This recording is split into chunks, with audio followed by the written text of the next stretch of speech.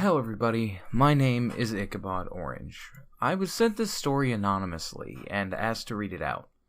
Now, while I'm not going to say who sent it to me, and to be perfectly honest, I couldn't tell you one way or the other, it does seem like something that they really want to get out. So, we're going to go ahead and read it out, and come what may. That's the easiest way for me to put it. From this point on, it will be in the perspective of the story, and when that stops, I will let you know. Hello, my name is, for anonymous purposes, Bunny. I wanted to come out about a story for a long time, but due to fear of backlash and fear of what's already happening, stalking, harassment, defamation, and the like, I've been trying to sit in silence. But the more things have gone on, the worse my health has gotten.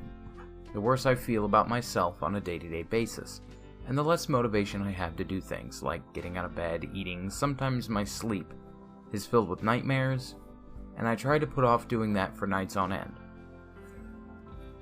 I've had many things said about me that aren't true, and the ones that are twisted to make me look like some sort of monster.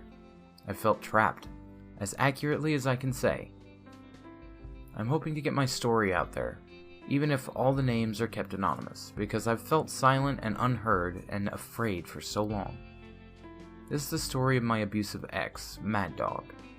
I'm using the names of these characters from a Courage the Cowardly Dog episode for the fact that their relationship was in essence the nature of my own.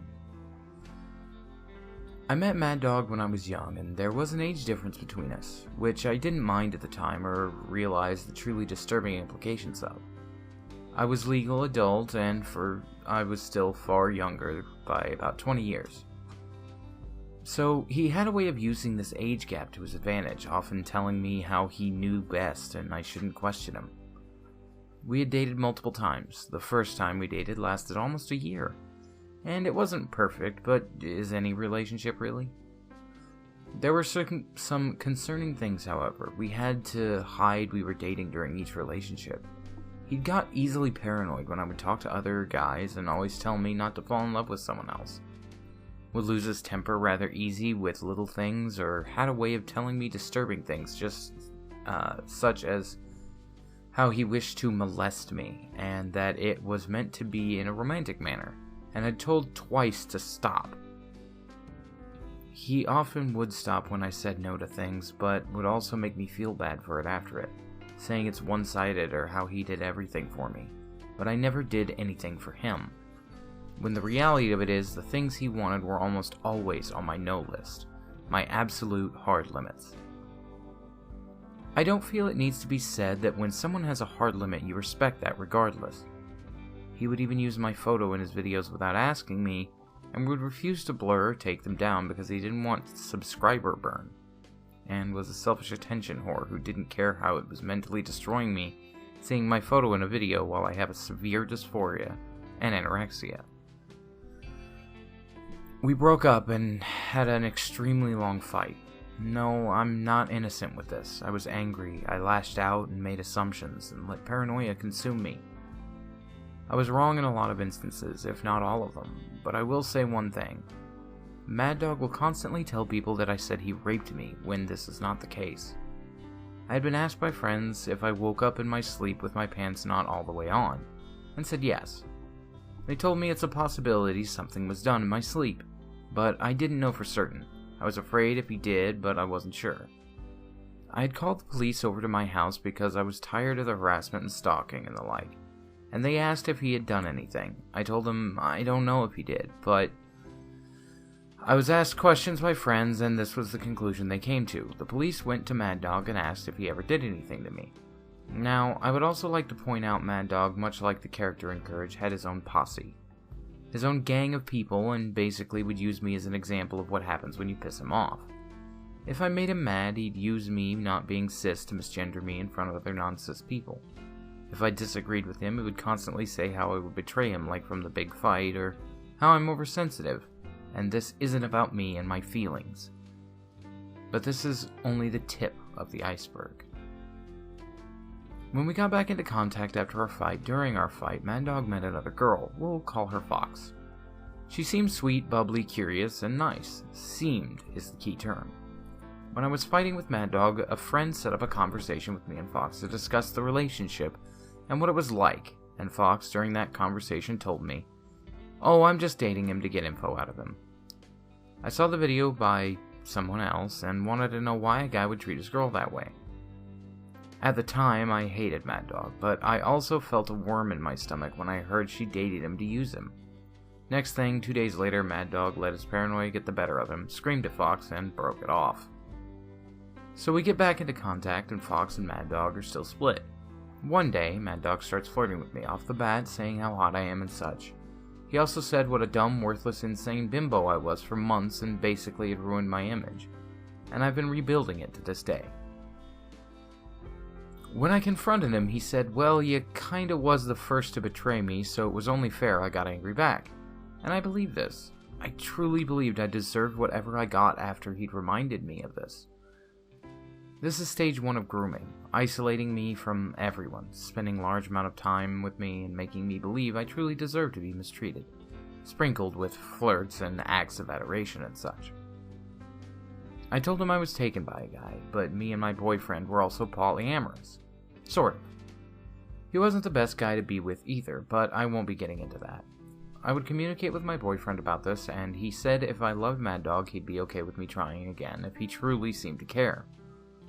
Mad Dog would always tell me he'd want to kiss me in front of my boyfriend and make him jealous. Had a cuck thing.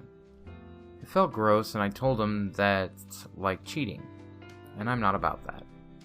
He also would get very angry easily if I asked if certain things he was into and wanted me to do, such as hypnosis and sleep sex, took away consent. And instead of maybe explaining calmly to me a way it can be consensual, he started screaming I'd call him a rapist, and I'd go submissive. He had a strange fondness for watching me react to things with fear. He loved me nervous, stuttering, and loved showing me war and violent movies that would trigger me and my anxiety. He even showed me a movie about a girl getting raped called The General's Daughter. Due to my boyfriend at the time's sleeping schedule being opposite of mine, me and Mad Dog spent a lot of time together, and I do mean a lot.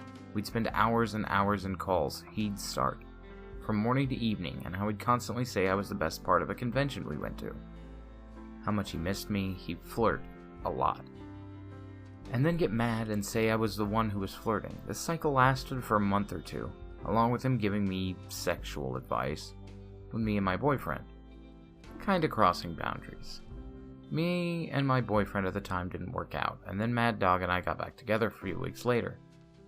He told me at first he didn't want to get back with me because I was asexual and he didn't want sex. But he said sex is the end goal of any relationship, and I have to expect it at some point. And he would tell me we can get into things over time. Consent does not mean convince me. Consent is not if you say no now, I can get you to say yes later. That's disrespecting boundaries. One week he went to California to his sister's wedding, and he got on the plane and texted me, "If I die, I'm sorry," which made me scared to lose him.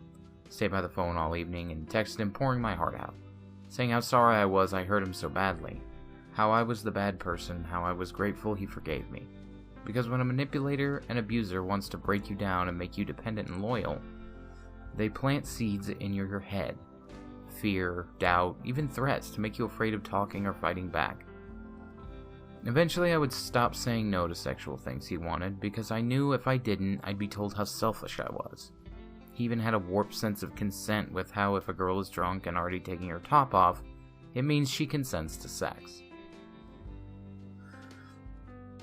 He told me because I released his private chat logs with no photos that counted as revenge porn in his state and I could go to jail because they were sexual in nature. And he told me how he wouldn't get me thrown in jail because of how much he loves me.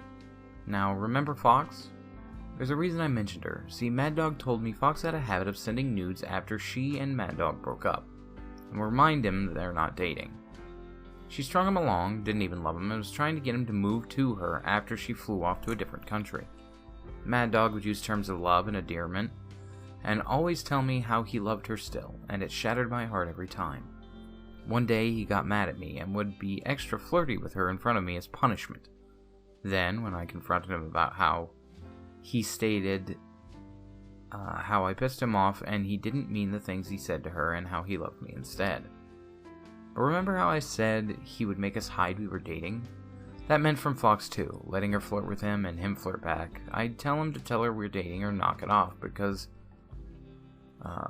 but was meant with how she needed some support too. And I should be grateful I was his number one. If I wanted Mad Dog to tell his friends to stop harassing me and literally make fun of me for being raped as a child, I was oversensitive. If Fox wanted her name taken from a video she was in, or literally anything, she got it. Even after he knew she was dating him to use him, this cycle lasted for months until one day I said I'd had enough, broke it off with him, and said I was done. He didn't like that. He threatened to give my photo of me and my mother to those who could use it to find my location if I didn't speak to him. I was terrified and finally broke one day and texted him saying I was sorry for breaking up with him, broken down mentally, and wanting his forgiveness. He would tell me that he didn't want to get back with me for a month or so, but would also flirt with me, saying how me being a friend was hotter than being a girlfriend, completely disregarding I'm not a girl as always. Soon we got back together, but surprise, surprise, we had to keep it a secret. I want to make it a point, if your lover wants to keep your relationship a complete secret from literally every single person, get out of there as soon as you can.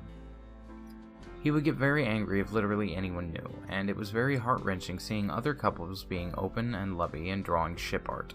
I'm an artist, so it's in my blood to draw for my partners. I even drew him art to use for his videos and he wouldn't use them. A common thing for him was excuses, breaking a promise. Well, I did this and this, you should be grateful.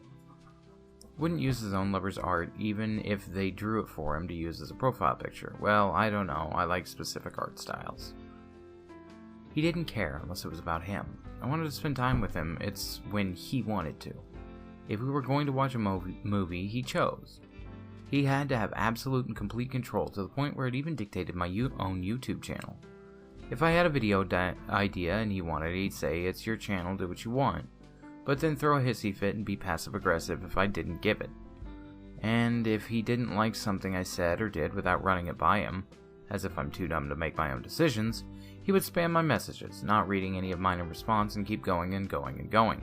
No matter what, he was always the victim. He finally broke up with me because I got sick a lot. Mind you, he was in the hospital days before, and I stayed up until 4 in the morning with him to make sure the man I was dating wasn't going to die. I even looked into using what little money I had in the bank to fly out and be with him, if he wasn't going to make it. But he decided after the fact. I stayed by his side, made sure his chat room was kept in the loop, and kept things in order while he was gone. He dumped me, dead cold. The day after he was home from the hospital, and if that's not heartless enough, he got rejected by a mutual of ours, so he ran right back to me asking to be in an open relationship. But we're not dating, and have to keep it a secret. And I'd have to sit in silence watching him flirt with other girls and not being able to speak up, feeling my heart shatter because I wasn't enough and couldn't make him happy. He'd always point out cute girls, and this one could give you a run for your money. For months on end, he'd also flirt and say it wasn't flirting, and then it was helping me with my depression and being supportive. By the end of June, I felt mentally and emotionally drained, tired, worthless, broken. I had tried dating a few guys, but they didn't end well, or joined dating apps and guys just wanted sexual stuff. The constant flirting would make me ask if we were getting back together, and he would act like I was the one initiating it and being disrespectful, and as always, he played the victim.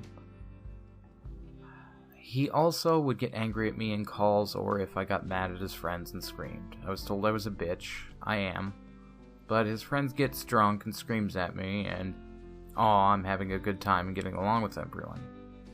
He only cared because I had the free will and thought and did do what he wanted. I was basically his property. He wanted a break, I had to give it hands down. I wanted one, he'd send his friends to bug me, and he'd spam me and be paranoid and angry. I felt trapped. He hinted if I left, he can easily snap his fingers and make it like our last fight. And sure enough, that's what happened. My final breaking point, other than being driven to attempt suicide the prior month, was him bringing up our sex life while dangling it in my face, how we'd never get back together, and sending a guy after me who'd ask me for nudes. I told him I needed a break. Apparently that wasn't allowed because he sent his friends to say he wanted a call with me. I called, told him I'm done, and not even half an hour later, 2 of his friends attempted to gang up on me in a call. I hung up and moved on. A few days later, however, I remembered being on Skype with him and him screen sharing and seeing my nudes on his computer. I sent when we were dating. I sent them while he was at work because his days on the weekend were work days and I was always the emotional punching bag during those days. I knew he was bitchy, so I sent him a photo to cheer him up. We weren't dating anymore, so they should be deleted. I asked him to delete them and he said, well, think of it this way, Fox sent me nudes and I didn't keep any of them, think of it as an honor. Well, we weren't friends, we weren't dating, I wanted those off his computer. I asked a mutual friend to ask him to delete them and was told it's handled, and how said mutual trusted Mad Dog's word. I didn't, because sure enough the story changed a few days later, from it's deleted to I can't find them. Then he threatened to release them. I tried calling him on Skype, but he ran from the call and blocked me, so I called him out for it on a public server. Then all of a sudden he wanted the issue to be publicly dealt with, where he could dogpile me. I had a short call with him where he wouldn't shut up per usual. Wouldn't let me get a word in and ran from the call, but expected me to get into a call with him and his friends. Ever since then, he's stalked my social media, made accusations about me, released personal embarrassing information. He's even saying I accused him of rape and cropping screenshots out where I literally say, I don't think it was rape. I'm currently applying for a restraining order per the police suggestion. I want to thank everyone for taking the time to listen to this. The situation's been hard and I've cried myself to sleep some nights and had horrific nightmares and anxiety. It's to the point I'm terrified of saying anything on my side. I've felt silenced by fear and harassment. I've kept names anonymous because I don't want anyone going after anybody. This isn't a witch hunt. This is my venting and getting my piece out there. I've said only what's needed and important. What we've done in the privacy of a relationship as far as sexual intimacy is to stay behind closed doors. I've only stated what I felt was right or made me uncomfortable. Thank you. That was the story. And reading it and going through it has pulled at some of my heartstrings. I will admit to that. It's a lot. It's a lot to go through and it's a lot to see and it's a lot to read. But it's also one of those situations of it's important to get this kind of a message out there. I've been Ichabod, and remember, it doesn't matter what flavor you are, Citrus Quest you belong. Goodbye.